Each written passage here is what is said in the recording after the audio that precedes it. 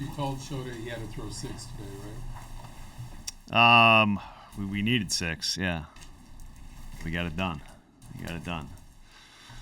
What impressed you most about him? Yeah, I mean, I think,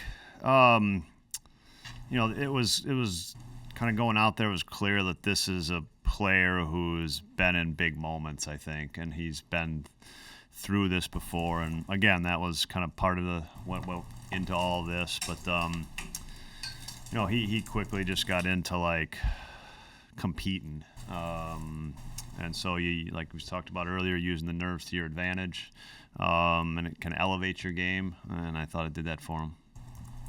I think he almost got more efficient as the game went on. But what did some of those early battles, like that 13-pitch strikeout?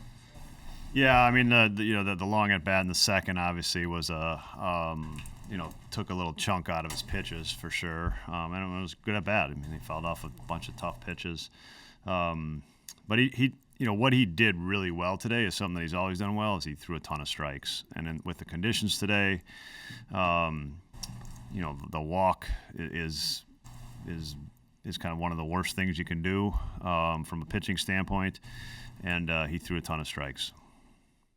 Even when he got behind in the count, he came back and threw strikes.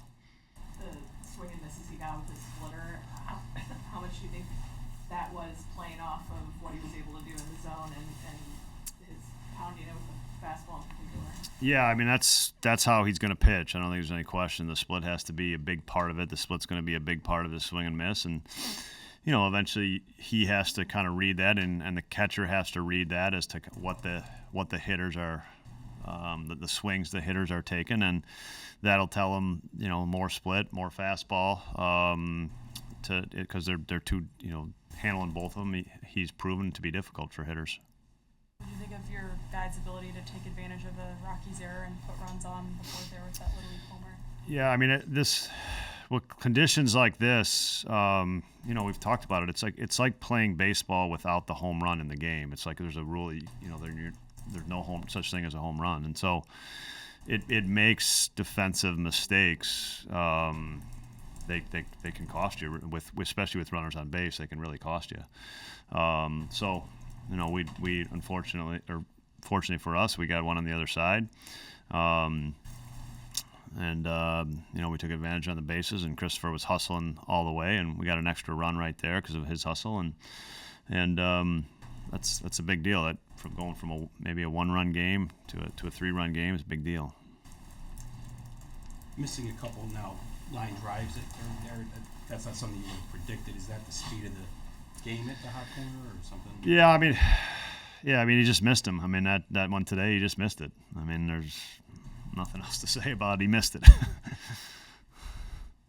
Getting back to him now, you said a guy who's been in those situations where he not only seems like he's used to it, but he also seems to he enjoys that. And you saw his kind of emotion on the mound a couple times where he was able to get out of situations. So it's not even just a matter of in that he seems to embrace that sort of moment. I agree. I mean, I think that's what it's fun to watch players that want to be in those moments, and he clearly senses some of the big moments. And I also think Shota's going to connect with the fans in that way too. It's just his personality to do that, and I think it's fun to see that emotion come out of him during the game. It's nice being on the side, actually getting cheered by the home crowd here for even the first time.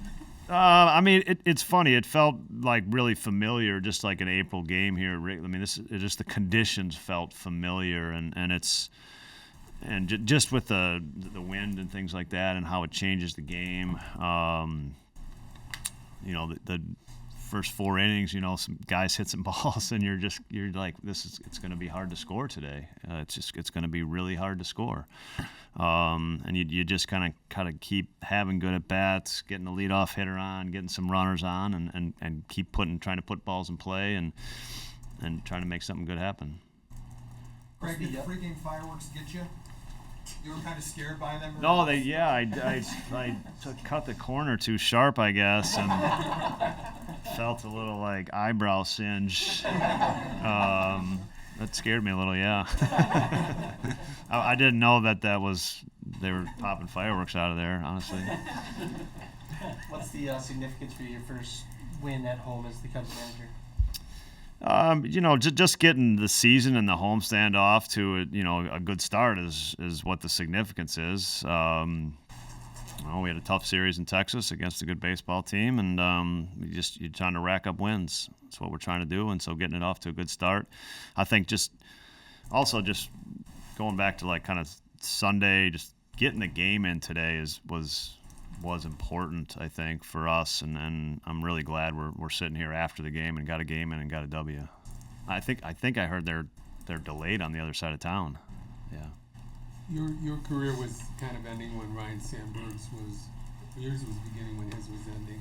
Talk a little bit about him and the inspiration thing he's going through right now. Yeah, I think Ryan was a really important Chicago Cub. Really important Chicago Cub, and I know he is going through some health battles right now. And it's funny when he was walking out there. I'm like, you could just tell he was a great player. There's a presence to the man, and I know he's a quiet, soft-spoken man, but there's a presence to the man, and so just from a health perspective that he's able to get out there and throw out a first pitch, I think it makes us all feel good.